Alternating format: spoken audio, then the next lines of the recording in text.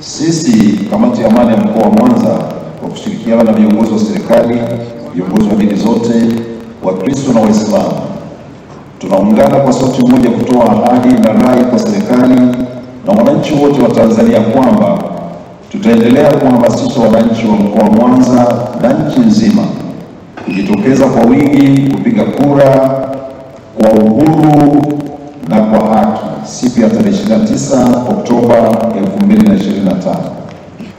Tunawahimiza wananchi wote kutumia haki yao ya msingi ya kupiga kura kwa kumchagua rais, wabunge na madiwani katika ngazi zote kwa upendo, busara na uwazi.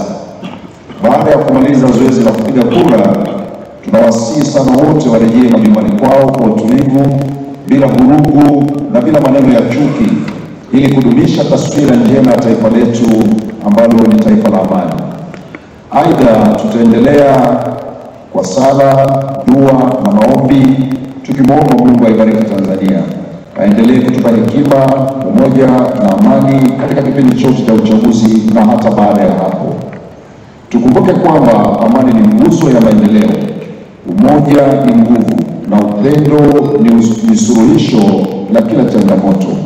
Na tuombe vyombo vyote vinavyosimamia uchaguzi kwa pamoja tudumishe amani, mshikamano na upendo kwa maendeleo endelevu ya taifa letu. Mungu ibariki nchi yetu ya Tanzania, na asanteni sana kwa kusikiliza.